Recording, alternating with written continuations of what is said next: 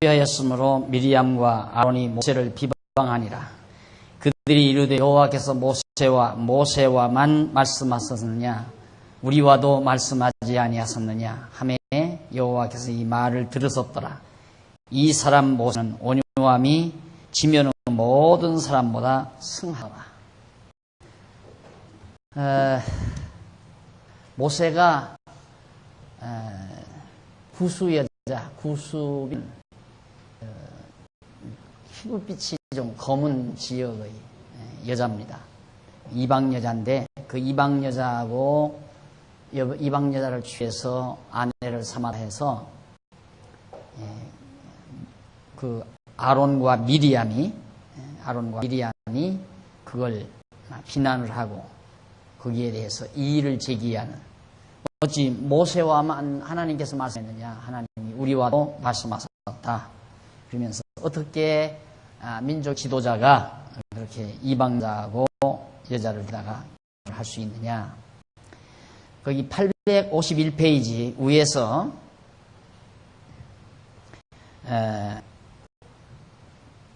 제일 위에 줄 뒷부분에 보시면, 그리고 모세가 미디안 여자가 죽은 후에 구수 여자를 취하였다는 것은 하나의 추측에 불과한 것으로 확실한 증거가 없는 것이다. 그건 뭔 얘기냐면 앞에서부터 봅시다. 850페이지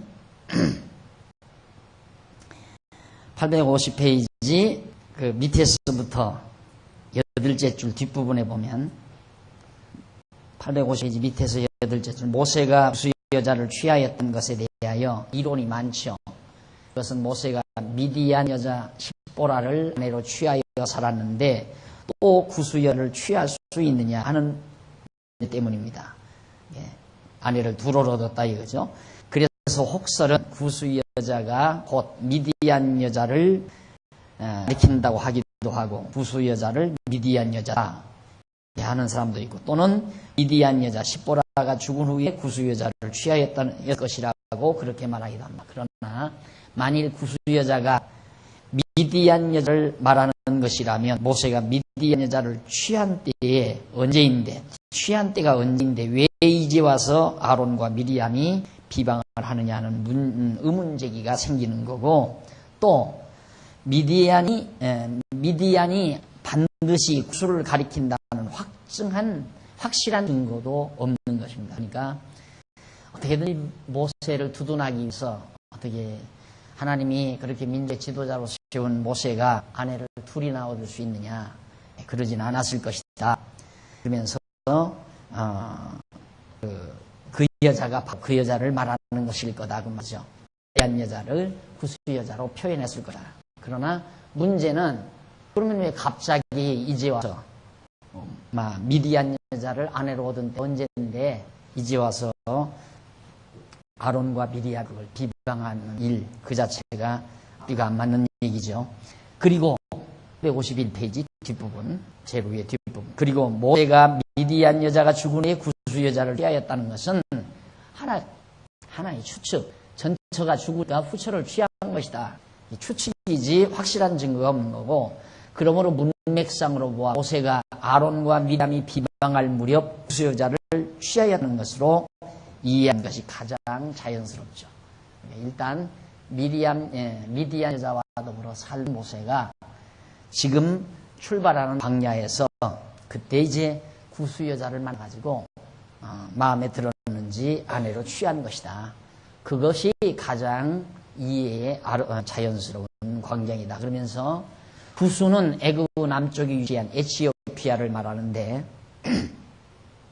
아론과 미리암은 모세가 이방 족속인 에티오피아 여자를 취하였다고 하여 비방한 것이다. 그리고 그들은 자만에 차 있는 말을 하였다. 그 말을 여호와께서 들으신 것이다. 그래서 여호와께서는 이 사람 모세는 온유함이 지면은 모든 사람보다 승하다라고 칭찬하신 것이다.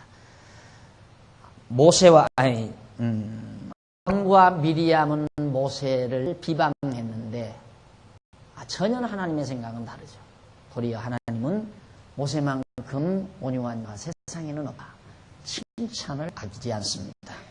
그러니까 하나님이 보시는 것은 외모를 보는 게 아니라 사람의 외모를 보는 것이 아니라 그 중심을 본다는 것도 이런 데서도 더욱 분명하죠. 자, 사람들이 보기에 백성들이나 아론이나 미리암이 보기에는 모세는 참 나쁜 사람이죠. 아내를 둘이나 얻을 뿐만 아니라 그것도 동족에게서 얻는 게 아니라 이방 여자를 아내 취해들였으니까. 그래서 비방을 당할 만한데도 하나님께서는 그 비방을 허락지를 않고 오히려 모세가 참 온유하고 땅 위에서 가장 온유한 그런 자다라고 칭찬하는.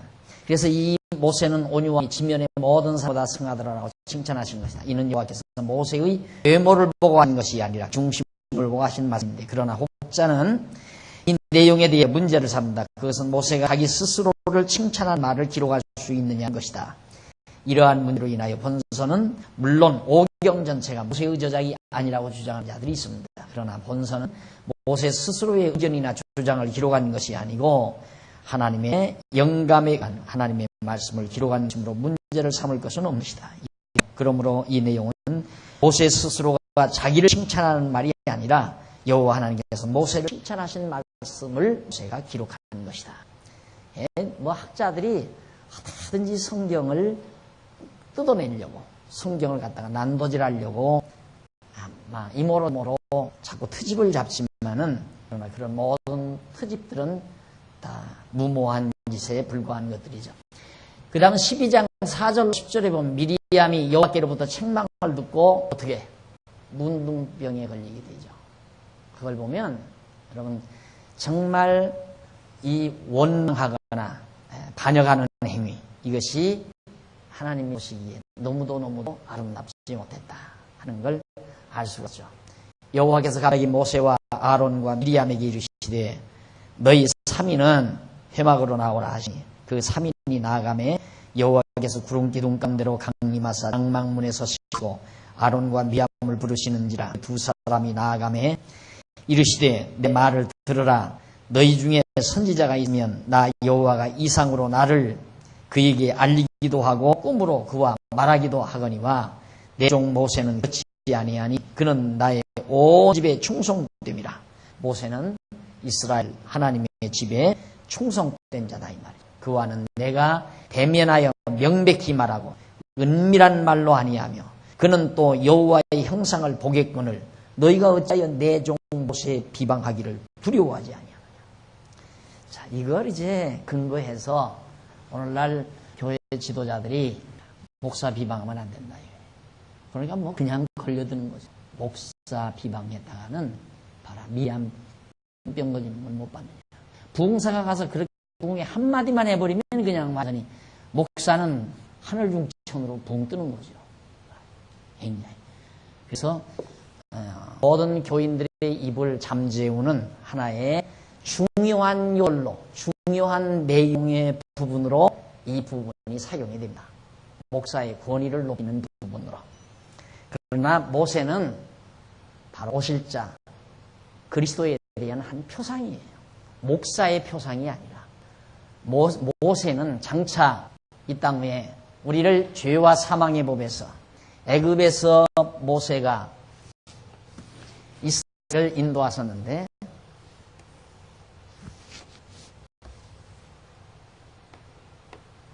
여기서 애굽에서 인도해서 가나안으로 인도한 지도자가 모세이시 오늘 우리를 죄와 사망의 배에서 건져서 하나님의 영원한 나라로 인도해 가시는 우리의 영도는 예수 그리스도라 말이죠. 그러니까 우리가 예수를 비방하면 완전히 그건 저주를 하게 되죠. 그러나 목사가 죄에서 줄여내서 인도하는 지도자가 아니잖아요. 목사 저주해도 괜찮아요. 절대 문둥병 걸리는 법 없어요. 안 그랬다면 나는 벌써 문둥병, 난 비방은 아니지만 잘못한 것에 대한 저는 목사님들에 대한 어떤 행위를 저는 비방하는 건 아니에요. 그들이 가르치는 내용, 성경을 잘못 가르치는 것에 대해서 평을 하는 거지, 비판을 하는 거지, 개인의 어떤 생활을 흠잡아서 비난한다. 그러면 흠잡히지 않은 사람 아무도 없게요. 다 흠잡히죠.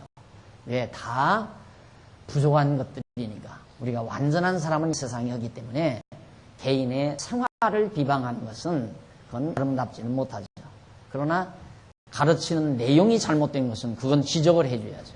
왜? 성도들이 잘못 깨닫고 정말 많은 어려움을 겪게 되니까 그걸 깨닫게 하기 위해서는 이렇게 가르치는 것은 잘못됐다. 지금도 마찬가지잖아요. 모세를 비방한 자가 문둥병 걸린 것은 목사 비방하면 문둥병 걸린다. 이건 가르치는 건 잘못된 거다 이 말이에요. 그런 것들을 제가 얘기하는 거예요. 그런데 그걸 듣고 어떤 분들은 왜 박 목사는 그냥 가르치기만 하지 다른 목사를 그렇게 비방하느냐. 이 비방과 비판을 모르는 얘기죠. 진리를 전하는 자는 반드시 비판은 반드시 있어야 돼요. 옳고 그름을 분별해 주는 건 반드시 따라야 되잖아요. 비판이라는 것은. 비방은 안 되죠. 비방이라는 것은 남의 행위를 갖다가 험잡아서 비방하는 거니까. 그런데 여기 모세를 비방하는 것을 하나님이 원치 않아 가지고 그들에게 하나님께서 책하는 내용이 나오는데 6절 보시다. 이르시되 내 말을 들으라. 너희 중에 선자 아니 6절이 아니죠. 9절 여호와께서 그들을 향하여 진노하시고 떠나심에 구름이 장막 위에서 떠났고 미리암은 문둥병이 들려 눈과 같았더라. 하얗게 되어버렸어요. 아론이 미리암을 본즉 문둥병이 들었더라. 네. 여기 지금 그러면 똑같이 아론이나 미리암이 똑같이 비방을 했으니까 문둥병이 들려면 둘이 다 문둥병이 들어야 되잖아요. 그런데 하나님은 왜 이렇게 불공평하게 여자 미리암만 문둥병이 걸리고 아론은 문둥병이 안 걸리게 해요? 문둥병이 걸리고 안 걸리는 게 중요한 게 아니에요.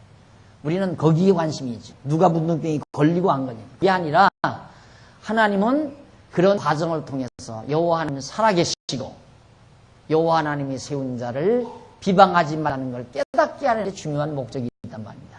아론은 지금 이스라엘 백성의 제2의 대변자예요. 모세 다음에는 아론이거든요. 제사도 지내는 대제사장이고. 그러니까 아론이 눈으로 똑똑히 보게. 그러니까 하나님께서 말씀하는 혹시 바로 미리암이 문둥병이 걸리는 걸 봐야 아론이 다시는 모세를 비방하지 아니하고 모세와 협력해서 이스라엘 백성들을 영도해 갈 수 있기 때문에 그래서 아론의 눈으로 보이기 위해서 미리암이 문둥병이 걸리도록 하나님께서 섭리하신 거란 말이에요.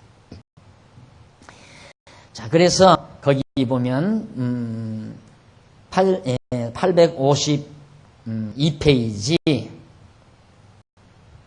852페이지 위에서 두 번째 뒷부분에 보시면은 여호와께서는 아론과 미리암에게 선지자와 모세는 월등한 차이가 있다는 것을 알려주시며 책망을 하신다. 그 월등한 차이는 여호와께서 선지자에게는 이상이나 꿈이나 말로 하지만 모세에게는 직접 대면하다.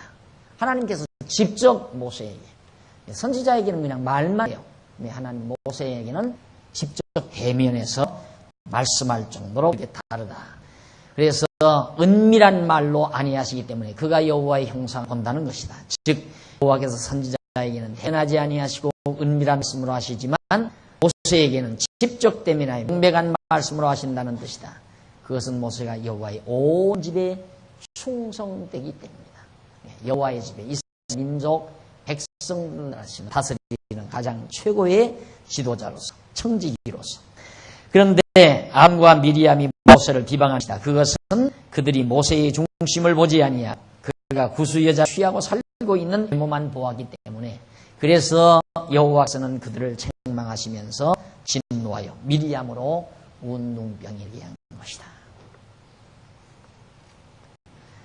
자, 하나님께서 만약에 구약시대나 신약시대에 인간의 행위를 보신다면 하나도 픽업해서 쓸 사람이 없죠. 전부가 다 못돼먹은 인간들이니까. 하나 쓸모가 없어요. 인간적으로. 누구나 너나 막너나고. 그러나 하나님께서는 나타나는 그런 외모를 보는 게 아니고 속중심, 하나님을 향한 그 속중심을 보시는 그런 뜻을 여기에서 다시 한번 강조해주고 있습니다. 그 다음 12장 11절로 13절에 보면 아론의 간청을 듣고 모세가 미암을 위하여 기도를 합니다. 아론이 답하잖아요.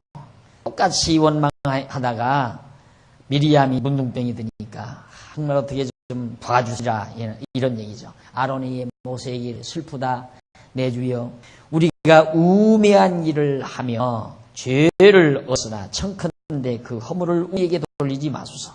그로 살이 반나 썩고 죽어서 모태에서 나온 자같이 되게 마옵소서.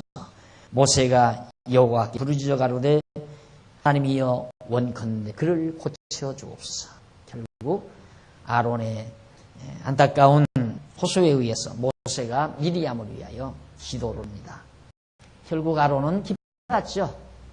사실 이 광야에서 1000만에 가까운 이스라엘 백성들이 머물러 사는데 모세의 권을 하나님이 세워주지 아니하면 안 되죠.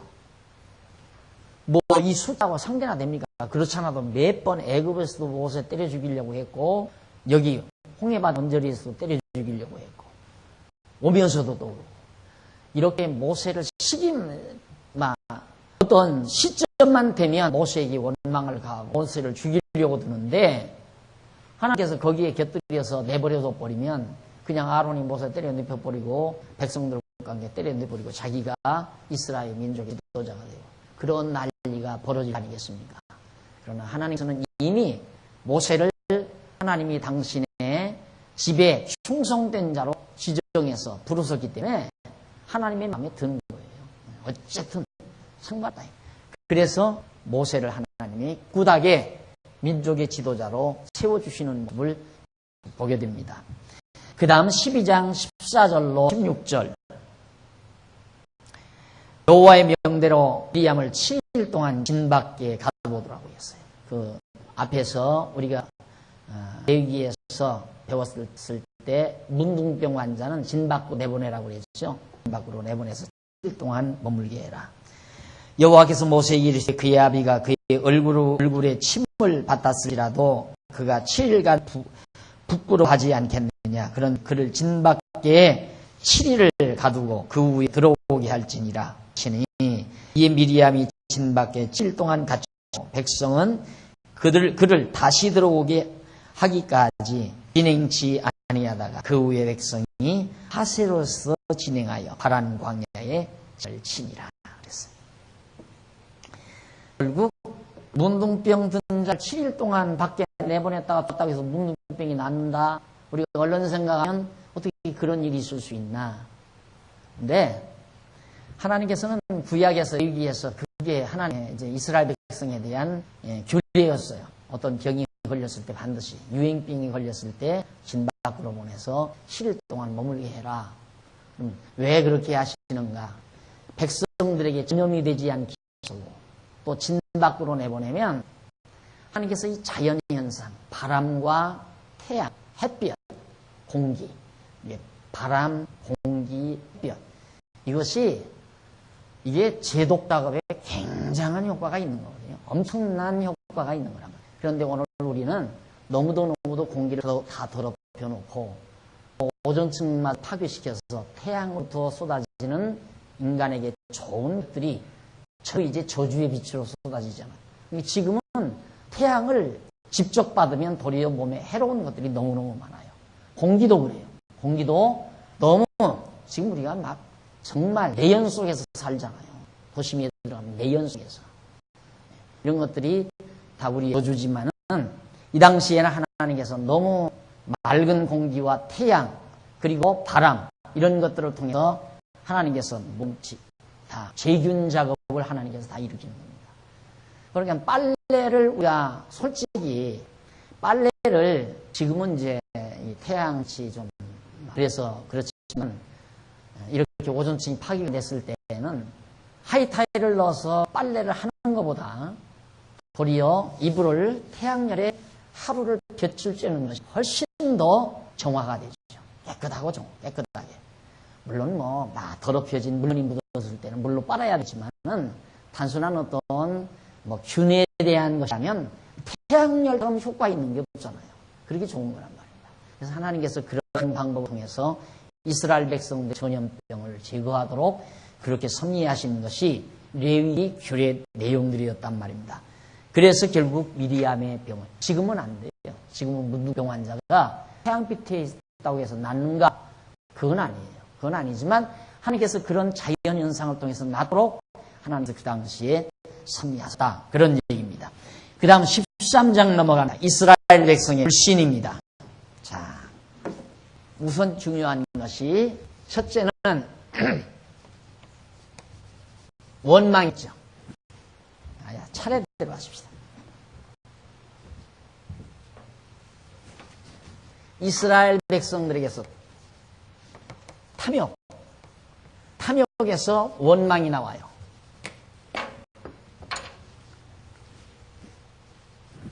원망이 나오는데 원망만 나오는 게 아니라 아까 미리암이 모세를 반역해 하잖아요. 비방.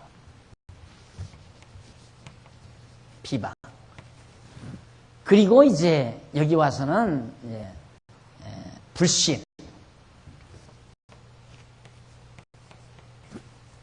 이렇게 이제 나와요. 인간의 이 탐욕이라는 게 얼마나 기본적인 악성인가를 알 수 있죠. 인간의 탐욕이라는 게 기본적인 악성이에요. 아주 기본적인 악성. 그런데 지금 오늘 저녁에도 이기고자 하는 탐심으로 온 국민을 꽉 채워줘요. 왜? 이것이 이제 활성화가 되니까. 욕심이 많을수록 강해지잖아요, 사람이. 막 활동력이 강해지고.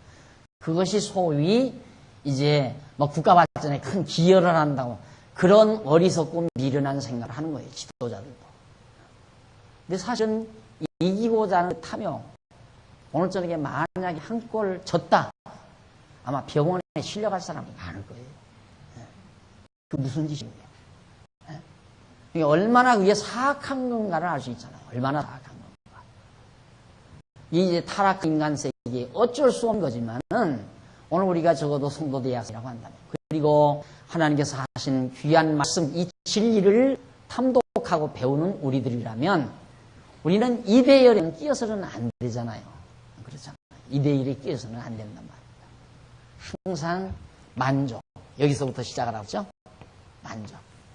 이 만족은 행복감이에요. 그래서 무조건 저는 강조하는 거예요. 예수 믿는 사람은 행복해야 한다. 이거야. 행복해야 한다. 무조건 행복해야 돼. 예수 믿는 사람. 예수를 제대로 믿는다면 행복해야 돼요. 그럴 거 아니에요. 행복할 수가 없잖아요. 예수를 믿는다면 하나님 여호와 살아계심 확실하고 그 하나님이 내 일평생 모든 여정을 다 정해놓으시고 더 좋게 인도해 가신다는 게 확실히 믿어지니까 만족할 거 아니에요. 그 이상 행복한 게 어디 있어요. 여기에서부터 원망이 나오는 게 아니라 감사가 나야 되죠. 우리에게는 감사. 비방이 나가는 게 아니라 칭찬이 나고. 전혀 다르다. 칭찬. 불신이 되는 게 아니라 신앙. 확신.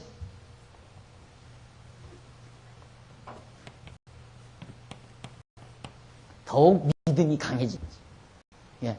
우리의 결국 신앙생활의 목표는, 신앙생활을 지도한 지도 목표는 성도들로 하여금 행복하도록 인도해 주는 것. 물론 목사가 인도하는 건 아니지만 그게 목표죠. 어떻게 하면 우리 성도들이 만족하고 살 수 있을까? 감사하며 살 수 있을까? 행복하게 살 수 있을까? 그게 항상 목회자의 머릿속에 늘 떠나지 않아야 돼요. 늘 떠나지. 어떻게 하면 정말 어떻게 하는 방법은 다 알죠. 간단해. 하나님 여호와 깨닫고 믿고 살면 행복해요.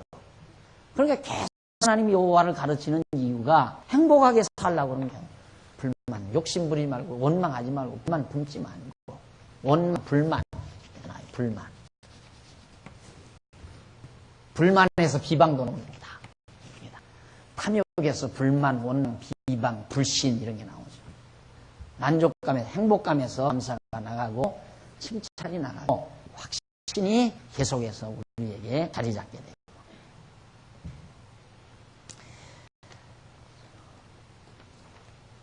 불신이 이루어지는데 어떤 불신인가? 이스라엘 백성이 지금 어떻게 하냐면 출발해서 벌써 가가지고 바란 광야, 여기가 바란 광야예요. 바란 광야, 여기 가데스 바네아. 이건 조금 유명한 장소예요. 가데스 바네아. 뭐 경력이 있으시면 그냥 부어도 기억에도 기억해 두셔도 좋습니다. 가데스 바네아.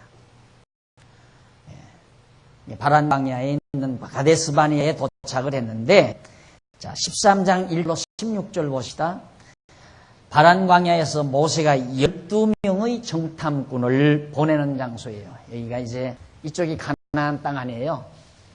우리가 이제 가나안 땅인데, 여기서 요 산 언덕 하나만, 산맥 하나만 넘어서 버리면 가나안 땅이에요. 여기 도착을 했으니까 이 건너면 이제 넘어가면 되는 거예요.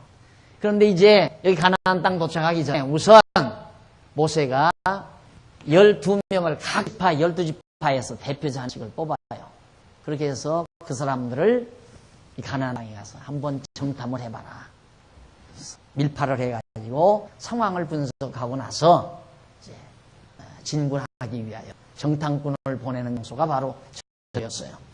그래서 모세가 여호와께서 모세에 일러 가라사대 때 사람을 보내어 내가 이스라엘 자손에게 준 가나안 땅을 탐지하게 하되 그 종류 각 지파 중에서 족장된 한 사람씩 보내라.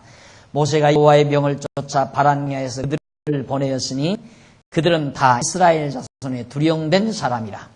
그들의 이름은 이러하니라. 루벤 지파에서는 삭구루 아들 삼무하여, 시므온 지파에서는 호리의 아들 사밧이요, 유다 지파에서는 여분레의 아들 갈렙이요, 이사가 지파에서는 요셉의 아들 이갈이요, 에브라임 지파에서는 눈의 아들 호세아요, 베냐민 지파에서는 리브의 아들 발디요, 수불론 지파에서는 소디의 아들 갓디엘이요, 요셉 지파 곧 므낫세 지파에서는 수시의 아들 갓디요, 그 다음 단 지파에서는 그말리아의 아들 암미엘이요, 아셀 지파에서는 미가엘의 아들 수드리요, 납달 지파에서는 워시의 아들 웁시의 아들 나비요, 갓 지파에서는 마기의 아들 그루엘이니 이는 모세가 땅을 탐지하러 보낸 아들의 이름이라. 모세가 눈의 아들 호세아를 여호수아라 칭하였다. 모세가 눈의 아들 호세아, 원래 이름은 호세아였는데 이름을 여호수아라고 그렇게 개칭한 것입니다. 그러니까 여기 보낼 때 호세아가 이제 일도로 가는데 여호수아 이름을 개칭해서 보냈어요. 12명을 거기서 보낸 장소가 바로 거기 나오는데, 이는 이제 그 밑에서 세 번째 보십시다. 세 번째, 네 번째 뒷부분에 보면 여호수아라는 말은 히브리 원문으로 여호슈아라고 하는데, 이는 여호와서 구원하시라는 뜻이다. 그러므로 그들의 이름을 여호수아로 칭하여 준 건 그 가장 모세 후 뒤를 이어 이스라엘 자손을 가나안 땅으로 인도할 자이기 때문에 호세아를 여호수아, 여호와께서 구원하시다. 호세아. 여호수아, 예수 같은 뜻이에요. 예수란 말이 여호수아라는 말과 같은 말이에요. 예수, 자기 백성을 주위에서 구원할 자라는 그런 뜻이죠. 그래서 이제 여호수아라고 이름을 개칭했는데, 문제는 이쪽 모아서 13장 17절로 20절 모세가 12명의 정탐꾼들에게 임무를 각각 부여해 줍니다. 어떻게 부여하냐면, 모세가 가나안 땅을 탐지하여 그들을 보내며 이르되 너희는 남방길로 행하여 산지로 올라가서 그 땅의 어떠함을 탐지하라. 곧 땅 거민의 강약과 강한가 약한가, 많은가 적은가, 다소와, 정탐하고 나올 정탐 내용이 있어요. 그 땅 거민이 강한가 약한가, 숫자가 많은가 적은가, 그들을 거하는 땅의 호, 부도, 땅이 좋은가 나쁜가. 호불호, 옛날 어른들이 번역을 해가지고 이렇게 호, 좋은가, 부로, 좋지 않은가 말이죠. 거하는 성읍이 진영인지 산성인지, 그들이 살고 있는 데가 산성이라면 정복하기가 힘들지 않아요. 아니면 이제 낮은 지역인지, 또 토지의 후각과 수목 유무와 토지들이 아주 박토인지 안 그러면 옥토인지, 쓸만한 땅이 쓰지 못할 땅이네, 그런 거 다 조사하라고 말이죠. 그 다음 수목, 나무들이 울창한지 나무가 울창하지 않은지, 이걸 다 조사하라, 담대하라. 또 그 땅 시과를 가져오라. 좋으라 하니 그때는 포도가 참 익을 즈음이었다. 증거물로 땅이 좋은지 나쁜지를 알려면 열매를 보면 알잖아. 그러니까 열매 한 송이를 가지고 와라. 거기 부탁이었어요. 그런 임무를 맡겼는데 13장 21절로 24절 12명 정탐꾼들이 에스골에서 임무를 수행하는 장면이 거기 나옵니다. 이에 올라가서 땅을 탐지하여 신광야에서도 하맛, 어귀, 룸에 이르렀고 또 남방으로 올라가서 모세가 하는 대로 해서 올라가서 헤브론에 이르렀더라. 헤브론은 바로 이 부분이죠. 헤브론에 이르렀는데 거기에 이르러서 소환보다 헤브론은 애굽 소환보다 7년 내에 세운 곳이라 빨리 세워진 곳인데 그곳에 아낙 자손 하이만과 세세와 알메가 있었더라. 또 에스골 골짜기 이르러 거기서 포도 한 송이 달린 가지를 베어 둘이 막대기에 꿰어매고 또 석류와 무화과를 취하니라. 이스라엘 자손이 거기서 또 송이를 벤 거로 그곳을 에스골 골짜기라 칭했더라. 바로 이 지역들이 거기다 이제 본문에다 일일이 소개가 됩니다. 소개가 되는데 바로 에스골은 송이란 뜻이죠. 송이. 그러니까 에스골 골짜기, 포도송이 골짜기다. 그런 의미로 에스골 골짜기라고 이름을 지었다. 이렇게 해서 임무를 그들이 잘 수행을 했습니다. 12명이 와서 수행하고 25절로 29절에 보니까 12정탐꾼들이 정탐하고 돌아와서 결과를 일일이 보고를 합니다. 얼마 동안 40일 동안의 땅을 탐지하기를 마치고 돌아와서 라반 바란 광야 가데스에 이르러 이제 쭉 가서 이쪽에다 정탐하고 돌아와서 다시 일로 돌아왔습니다. 바란 광야 가데스에 돌아와가지고 모세와 아론과 이스라엘 자손 온 회중에게나 그들에게 회보하고 그 땅 실과를 보여줬어요. 아, 이렇게 좋더라. 그러니까 얼마나 포도송이가 큰지 두 사람이 어깨에 맬 정도였습니다. 얼마나 비옥한 땅인가를 알 수 있잖아요. 모세에게 보고가 가로되 당신이 우리를 보낸 땅에 간즉 과연 젖과 꿀이 그 땅에 흐르고 이것은 그 땅의 실과이다. 참 너무너무 땅이 좋습니다 이 말이에요. 그러나 땅은 좋은데 호랑이 가죽은 좋은데 호랑이는 붙더라 그 말이에요. 그러나 그 땅 거민은 강하고 성읍은 견고하고 시임이 클 뿐 아니라 거기서 아낙 자손을 보았으며 아말렉이는 남방 땅에 거하고 헤딘과 여부수인과 아모리는 산지에 거하고 가나안이는 해변과 요단가에 거합니다. 아낙 자손은 대단히 체형이 큰 자손들이에요. 숫자도 많고 성읍도 강하고 도저히 우리로서는 못해보겠습니다. 그 말이에요. 땅은 너무너무 좋은데 이것이 이제 정탐들이 가서 보고 돌아온 보고 내용이었습니다. 그런데 3절로 이쪽 857페이지 10절로 33절 보니까 대부분의 정탐꾼이 백성에게 어떤 보고? 바로 불신앙적인 보고를 드립니다. 보고를 합니다. 안 된다 이 말이에요.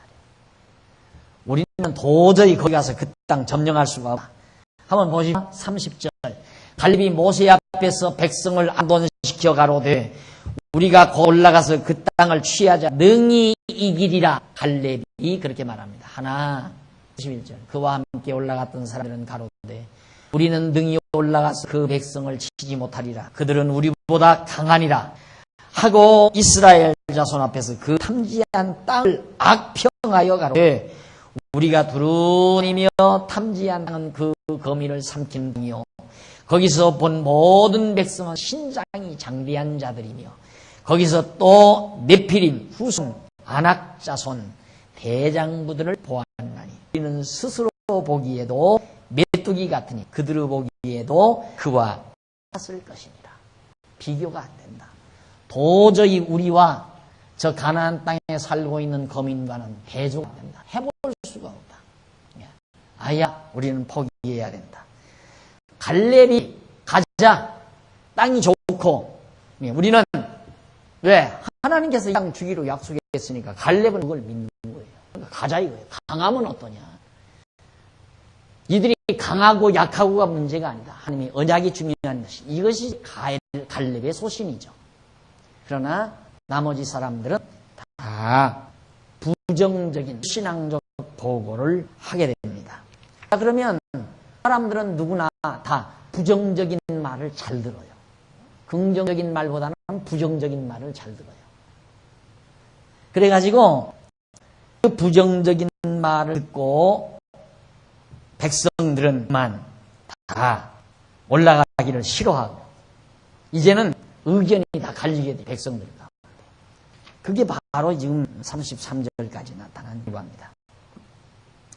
자, 그러면 아까도 제가 잠깐 말씀드렸지만은 858페이지 정탐자 갈렙은 두 번째 줄. 정탐자 갈렙은 다른 정탐자들의 부정적인 보고를 들은 백성들을 반동시키고 신앙적 자세로 그들이 우리가 곧 올라가서 그 땅을 능히 이기리라. 넉넉히 이긴다. 물론 자신의 힘을 믿고 하는 말은 아니죠. 여호와 하나님을 의지하고 하는 말입니다. 그런 긍정적인 말로 권고했다. 이에 반하여 다른 정탐자들은 여전히 불신앙 자세로 부정적인 말과 함께 그 탐지한 땅을 악평하여 우리가 두루 다니며 탐지한 땅은 그 거민을 삼키는 땅이라고 거짓말까지 그렇게 하면서 그들은 스스로를 메뚜기같이 여기며 그 땅 백성도 그렇게 보았을 것이라는 가상까지 하면서 갈렙의 의견을 반박하였다. 그들의 이러한 말과 행동들은 모두 여호와 하나님께서 그 열조에게 세우신 언약에 대한 불신앙에서 나오는 말이다. 언약의 말씀을 믿지 못하는 결과가 어떻게 나타나는가를 우리는 여기서 아주 적나라하게 볼 수 있는 것입니다. 오늘 우리도 그래요. 하나님의 언약의 말씀을 여호와 하나님 믿지 못하는 생각에는 전부가 부정적이에요. 나로 견주어 와서 전부 부정적이에요. 안 된다. 이건 못한다. 전부 다. 그러나 하나님 여호와를 알고 믿는 자세에서는 다 긍정적이죠. 된다 이 말이에요. 왜? 어떻게? 하나님의 언약도 된다. 이 땅 400년 전, 430년 전이죠. 430년 여기 가기 전에. 그러니까 430년 전부터 아브라함 때입니다. 한 500년 전에 여기 아브라함 살 때 아브라함에게 이 땅을 네 후손에게 주겠다. 이 땅 주겠다. 그런데 이방에 가서 400년 종살이하고 돌아오기 위해서 이 땅 주겠다. 약속을 한 거란 말입니다. 창세기에 나오잖아요. 그 언약을 갈렙은 믿었기 때문에 가자는 거예요. 이것이 신앙적 자세입니다. 그러니까 신앙이란 무조건 믿는 것이 아니라 하나님의 언약을 믿는 거예요. 언약의 말씀을 믿는 거고. 하나님의 언약은 틀림없이 거짓없이 이루어진다는 확신. 이것이 이제 반대로. 갈렙은 확신에 차 있는데 다른 정당군은 불신에 꽉 차 있다 이 말이에요. 이렇게 달라요. 이렇게. 사람이 서로 불신 속에 산다는 것처럼 참 고달픈 인생이 없죠. 서로 확신하며 산다는 것처럼 아름다운 일이 없고요. 친구와 친구 사이도 그러잖아요. 친구와 친구 사이도 믿어지지 않으면 참 괴로운 사이예요. 그러나 친구 사이가 확실히 믿어지면 참 편안하고 좋은 사이가 되지. 그래서 불신과 확신은 그만큼 우리의 삶을 하늘과 땅 달라지게 하는 결과를 가져다 주는 것입니다. 자, 14장 넘어갑니다. 결국 그런 불신앙에 의해서 이스라엘 백성들의 불신에 의해서 이스라엘 백성이 패배가 다가옵니다.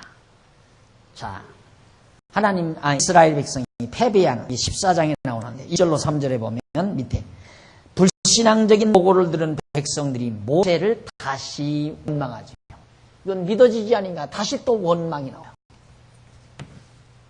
여기 지금 거의 다 나온 거예요. 우리 인간이 세상에 살아가면서 하나님 여호와 경외하지 않고 살아가면서 나오는 모든 심리적 내용, 심리적 태도가 여기에 표본적으로 나타나 있어요. 예, 신앙을 가지지 아니하자, 하나님 여호와를 신이 없다고 불신앙적이고 무신론적인 사고를 가지고 있는 자는 완전히 탐욕에 있을 수밖에 없고 거기에서는 온갖 불만과 원망이 나오게 되고 또 남에 대한 비방이 쏟아져 나오게 되고 역시 계속해서 불신은 자라나게 되고 여기에서 이제 바로 이 불신 사회가 형성되는 거. 세계에 가장 우리 세계가 존립하는 데 있어서 큰 문제가 뭡니까? 불신이거든요. 미국과 지금 이북 김일이하고 서로 사이에 불신이 꽉 차있기 때문에 안 되잖아요. 남북 정상회담도 불신 때문에 안 돼요. 서로 믿지를 못하는 거예요. 그러니까 김정일이는 미국은 철수해라. 그러면 믿겠다 이거죠. 그럼 미국은 야 철수했다가 너놈들 들고 나오면 어떡하냐. 그러니까 못 믿겠다. 그러니까 난 철수 안 하는 거고. 우리 남한도 마찬가지죠. 남한도. 뭐 쌀 좀 보내주고 뭐 이거. 쪽에서 그걸로 쏘가 넘어가겠습니까? 아, 저 사람들이 마음에 달라구나. 절대 그 불신앙 안 넘어가요. 절대 그 불신 안 해결이 안 된단 말입니다. 해결되는 방법은 지금 내가 볼 때는 하나하나 먹어 들어가는데 뭐냐면 민간 단체들이 자꾸 이렇게 서로 교류를 해서 결국은 민간이 공기하고 나와요. 그러지 않고는 김정일이하고 다음에 누굴지 모르면 둘이 앉아서 그래. 나 믿지? 아, 믿죠. 형님 믿죠. 그래, 나도 당신 믿네. 그럼 우리 둘이 나 철수하고 다 우리 같이 해서 선거 다시 한번 하지. 죽었다 깨나도 그건 안 돼요. 절대 안 돼요. 왜? 이게 기본이니까, 인간은. 인간의 마음속에는 이게 기본이에요. 불신이 기본이에요. 하나 없어도 불신이 꽉 차 있어요. 친구 간에도 그렇고 인간관계도 다 불신으로 차 있어요. 전부가 다. 그러니까 괴로운 거죠.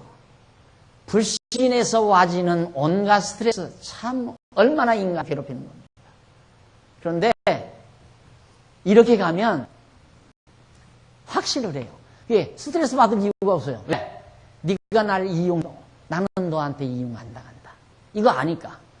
우선 당장은 이용당하는 것 같아도 하나님 내 편이기 때문에 절대 나를 더 나쁘게 하지는 않는다. 이게 확신이 있으니까 겁날 거 하나도 없어요. 하나 겁나거나 주저하거나 의심하고 비리비리하거나 그래. 사람이 의심이 많으면 주저주저 하잖아. 행동자가 주저주저. 확신에 차 있으면 팍 밀고 나가. 확신에 차 있어요. 박력 있게. 삶 자체가 박진감이 넘치죠. 확신에 차 있는 사람. 그러나 의심이 많은 사람은 주저. 뭔 일 해놓고 이거 망하면 어떡하나. 항상 불안하고 초조하고. 그러니까 날마다 술 퍼마시고. 왜 개업식 놓고는 돼지 갖다 놓고 절해 놓고는 왜 날마다 술 타령이야? 불안하니까. 이놈이 이거 사업이 될 거냐 안 될 거냐. 이거 형님 돈도 데려오고 삼촌 집에서도 돈 데려다가 이거 다 해놨는데 이것 망해라는 이제 나 인간 꼬라지가 안 된다. 늘 불안하죠. 그러니까 술 타령할 수밖에 없잖아요. 불신인데. 삶 자체가 달라요. 삶에 임하는 기본 자태가 전혀 다르다 그 말이죠. 신앙인과 불신앙인은. 생각해 보십시오. 이렇게 사는 사람이 아첨하겠나? 뒤에서 소근소근해서 그렇게 처리하겠나? 당돌할 수밖에 없고 활달할 수밖에 없고 깨끗할 수밖에 없고 그렇잖아요. 뭐가 겁나서? 하나님의 뜻대로 되게끔 돼 있는 건데 정하신 뜻대로. 그 길 아니고야 어떻게 찾습니까? 그 길 아니면 길인데 이 길 아니면 하나 더 쓰면 그래야 비교가 딱 되니까. 아유 작아서 저 위에다 썼으면 탐욕 없다. 그러면 무욕으로 이걸 주장하는 게 불교 아니에요. 욕을 버려라. 욕을 버려라. 이 욕심이 자꾸 보면 생기니까 보지 말아라. 그래 속세를 떠나라 이 말이에요. 산소에 가서 다 욕을 버린다 이 말이에요. 이게 무아 나도 없다. 그래서 허무주의로 빠져버리는 거예요. 그럼 그 사람들은 도라도 닦으니까 뭐 그래도 뭐 도 닦는다 해서 그러고 존재하지만 도 닦지 아니한 사람이 무욕으로 출발한다. 여기서 무욕을 가진 사람은 원망 불평할 것도 없어요. 그냥 절망이에요, 절망. 안 그래요? 절망. 아무 욕심이 없는데, 절망. 자포자기. 이거 비방할 것도 없어요, 그냥. 자포자기.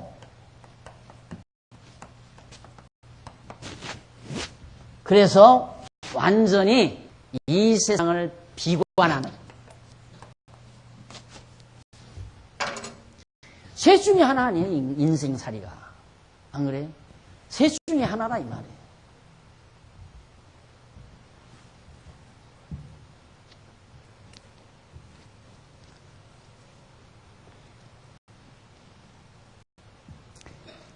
그래서 결국 14장 1절로 3절에 보면 온 회중이 소리 높여 부르짖으며 밤새도록 백성이 곡하고 밤새도록 백성이 곡하였더라. 이스라엘 자손이 다 모세와 아론을 원망하며 온 회중이 그에게 이르되 우리가 애굽 땅에서 죽었거나 이 광야에서 죽었다면 좋았을 것을 어찌하여 여호와 우리를 그 땅으로 인하여 칼에 망하게 하려는고 우리 처지가 사로잡히리니 우리 처자가 사로잡히리니 애굽으로 돌아가는 것이 낫지 아니하랴. 이게 바로 퇴보적인 생각이죠. 이들이 말하는 거예요. 이제는 하나님께서 진노하신다니까. 야, 차라리 여기서 죽어버렸던가. 여기서 아야 이 광야 여기서 죽어버렸던가. 어찌하여 여기까지 와가지고 여기 들어가서 저들의 칼에 다 맞아 죽어서 우리 처자 다 죽어가는 꼴을 우리들이 보아야 하는가. 이래가지고 절망한다 이거예요. 그것이 하나님을 믿지 못하는 자들의 사고방식입니다. 아직 돌아오지 아니하기를 닥치지도 않았어요. 아직 내 현실로 오지도 않았는데 그걸 그려요. 이렇게 되면 이렇게 되고 이렇게 되면 이 가지고 기절초풍하면서 하는. 그렇게 안 할 수가 없잖아요, 인간은. 그럴 수밖에 없어요. 이렇게 살면. 불안하죠. 내일을 모르니까. 그게 자기 이제 머리 계산대로, 요렇게 되면 이렇게 되고, 요렇게 되면 이렇게 되고. 이렇게 딱 아주 그럴듯하게 수학적 두뇌로 딱 계획해보니까, 야, 우리 저놈들 칼에다 맞아 죽겠구나. 전혀 그게 아니잖아요. 확신에 차 있는 사람 무슨 소리냐? 가면 이것들 다 물러나 버리고 만다. 이 땅 나 점령한다. 이것이 여호와 하나님을 믿는 자의 마음의 자태라면 여호와 하나님을 믿지 못하는 불안과 허조, 부정적 사고에 완전히 사로잡혀서 살아가. 이게 결국은 이래요. 탐욕으로 시작하나 무욕으로 시작하나 결과는 마지막 어떻게 실패. 실패로 끝나. 똑같이 실패로 끝나요. 어차피 실패 아니에요. 허무주의로 떨어져서 비관하면서 실패하나 하다 안 되니까 비관하면서 실패하나 똑같지 않느냐 이 말이에요. 결과는 인간이 뭐예요? 마지막 실패로 끝나죠. 비관하고. 그래서 여기 중광 스님 또 한 마디 더. 중광 스님, 중광승이 뭐 때문에 왔다 갔는지 모르겠다 하면서 죽었다고 그러잖아요. 나는 뭐 때문에 왔다 가는지 모르겠다. 난 그 얘기가 참 가슴에 탁 와닿더라고요. 야, 상당히 똑똑한 사람이다. 지난주에도 얘기했지만 정말 똑똑한 사람 아니에요? 뭐 때문에 왔다 가는지도 모르는 걸 깨달았으니까 대단한 사람이에요. 근데 그만도 못한 인간들은 뭐 때문에 왔다 가는지도 모르고 그냥 왔다 가요. 아니, 그것마저도, 모르는 것마저도 모르고 왔다 가요. 말 되나? 그냥 된다고 해요. 의미 전달은 됐잖아요. 그러니 얼마나 심해요. 얼마나. 어차피 인간은 실패로 끝나는 거. 어차피 인생은 실패로 끝나는 거. 죽으면서 난 멋있게 살았다 하고 죽을 사람이 있어요? 보통? 난 멋있게 살았다 그러고 죽을 사람이 있느냐고.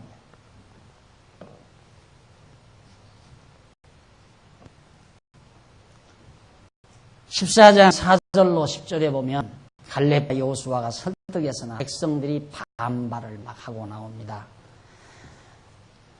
이에 서로 말하되 우리가 한 장관을 세우고 애굽으로 돌아가자. 이제 적극적으로 돌아가자. 애굽이 차라리 낫자. 여기 일로로 돌아가자. 세상에 여기서 여기 한 달, 지금 여기서 얼마나 걸려서 여기서까지 상당히 지금 오랜 기간 걸렸는데 아직 정확한 숫자는 안 나오고 여기까지. 다시 가자. 왜? 허송세월 했다 이거요. 우리 의미 없는 삶을 살았다. 왜 살았는지 모른다. 무엇 때문에 우리가 여기 와 있는지 모르겠다고 말이죠. 그것이 비관이에요. 비관. 무엇 때문에 내가 사는지 모르겠다. 욕심대로 이렇게 살아보아서 해놓고 나서도 난 무엇 때문에 이렇게 했는지 모르겠다. 마지막은 비관이에요. 다 인생은 비관으로 끝나. 죽음 앞에서 다 비관하고. 그러니까 나이가 들면 이 빠지는 게 좋다고 내가 그러잖아요. 이가 안 빠지면 자손들 이 가는 소리 듣기 싫으니까. 마지막 하면서 이를 빨리 가는 모습. 자손들이 듣기 좋겠어요. 그러니까 운명할 때는 이가 싹 빠져서 살아도 뿌뚜둑 소리가. 빠진 것에서 거기서 무슨 이 가는 소리가 나오겠어요. 그러나 이렇게 살면 왜 이 갈고 죽어요? 왜 이 갈고 죽느냐. 죽는 게 아니니까. 죽는 게 아니고 한 과정을 거치는 거죠. 우리의 낡아진 육신을 벗어버리고 낡아지지 아니한 영원한 몸을 힘입기 위한 한 과정을 거치는 거기 때문에 전혀 이리 갈 필요 없어요. 왜 이를 가요? 눈 똑바로 뜨고 할 얘기 다 하고 그리고 조용히 미소 지면서 가야죠. 안 그래요? 그렇게 할 수 있다 이거 이렇게 살면 비관하면서 이 사람 저 사람 원망하면서 분도에 차가지고 죽으니까 막 억울하잖아. 그러니까 막 뒤틀린다. 그래서 운명하는 사람한테 가서 풀으세요. 서운한 거 없으세요. 아들한테도 좀 풀고 나한테도 서운하게 좀 풀고. 다 죽는 마당에 와서 어떻게 풀어. 불교. 이 갈고 죽을까 봐서 풀으라 이 말이에요.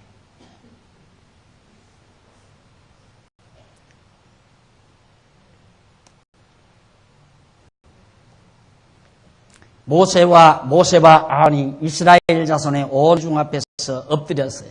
애굽으로 돌아가자니까 아론과 모세가 그냥 백성 앞에서 엎드려져 버렸어요.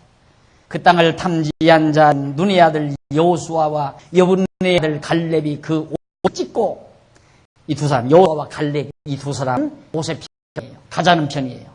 나머지 10사람은 가지 말자. 애굽으로 돌아가자. 그 사람. 이스라엘 자손의 온 회중 일러 가라되 우리가 두루 다니며 탐지한 땅은 심히 아름다운 땅이라 여호와께서 우리를 기뻐하시면 우리를 그 땅으로 인도하여 들이시고 그 땅을 우리에게 주시리라. 이는 과연 젖과 꿀이 흐르는 땅이니라. 오직 여호와를 거역하지 말라. 그 땅 백성을 두려워하지 말라. 그들은 우리 밥이라. 우리의 보호자는 그들에게서 떠나고 여호와는 우리와 함께 하시느니라. 바로 그거 하나밖에 없잖아요. 여호와가 함께한다. 이 하나 때문에 그렇다. 언약대로 이루시다가 우리와 함께한다. 이 확신 때문에 가자 이 말이죠. 가나안 땅으로 가자. 그래서 여호와 신앙이라는 것이 얼마나 대단한가. 확신의 차이 있잖아요. 너무 분명하게 확신의 차이 있어요. 여호수아와 갈렙.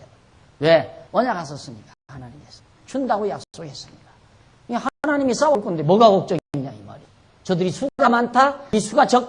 걱정 없다 이 말이 하나님 같지 하니까 저들이 몸집이니까 그것도 걱정 없다고 말이죠.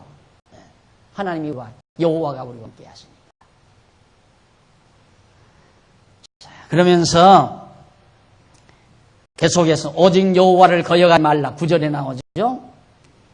오직 여호와를 거역하지 말라. 또 그 땅 백성을 두려워하지 말라. 그들은 우리의 밥이라. 그들의 보호자는 그들에게서 떠났고 여호와는 우리와 함께 하시느니라. 그들을 두려워하지 말라 하나 온 형이 그들을 돌로 치려는 동시에 여호와의 영광이 회막에서 이스라엘 모든 자손에게 나타나십니다. 막 때려 죽이려고 그래요. 애굽으로 돌아가자는 사람들이 숫자가 많으니까 막 모세와 갈렙, 여호수아를 돌로 죽이고. 그러니까 갑자기 회막에 구름, 하나님의 영광의 구름이 확 나옵니다. 왜? 백성들로 하여금 자중시키기 위해서. 거기서 말할 돌 던지면 맞 죽었을 거예요. 그 많은 무리가. 엄청난 무리가 다 지금 모세 편이 아닌데. 그러니 하나님 여호와를 깨닫고 믿고 살아간다는 것이 쉬운 일이냐 이 말이죠. 쉽지 않잖아요. 그 많은 천만 인구 가운데 지금 세 사람밖에는 모세, 여호수아, 갈렙밖에 안 남았다니까. 믿는 자가 확실히 찬 자가. 그리고 나머지는 다 이래요. 그러니 그 사람마저도 만약 없어졌다 애굽으로 갈 거 아니에요. 그래서 하나님께서 반드시 그루터기를 남겨놓은 거죠. 오늘날 우리가 이렇게 하나님의 귀한 말씀을 정말 받아서 옳게 믿고 사는 것도 그 중세시대 온 세계가 완전히 암흑천지에 빠져들었지만 그 속에서도 정말 새벽별처럼 밤하늘 별빛처럼 이 진리를 간수하고 지켜왔던 신앙 선배들이 있었기에 오늘 우리들의 손에 이 귀한 말씀이 들려져서 우리가 하나님 여호와를 알고 믿고 경외하면서 산다 이 말이죠. 이 성경이 없다고 생각해 보십시오. 어떻게 알겠는가? 이 성경이 없다면 어떻게 우리가 이런 생활을 할 수가 있겠는가? 도저히 불가능하잖아요. 그런데 이거 지켜오는 것도 수천만 명, 수십만 명이 지켜온 게 아니에요. 중세시대에 완전히 깜깜한 밤이었어요. 거짓과 허위로 가득 찬 시대였어요. 중세. 4, 5세기에서부터 종교개혁 15세기 이르기 16세기에 달하기까지 천년이 넘는 기간 동안 완전히 온 세상은 진리의 빛을 볼 수 없는 캄캄한 밤하늘이었단 말이에요. 한밤중이었다. 그런데 그 속에서도 이렇게 가느다라 하나마 이 진리의 빛을 숨겨 감추어오고 보존해온 신앙인들의 그 수고에 의해서 하나님의 은총으로 우리가 이 진리를 지금 맛보고 하나님 여호와를 발견하고 이런 삶을 살 수 있는 길을 우리가 찾게 된 거죠.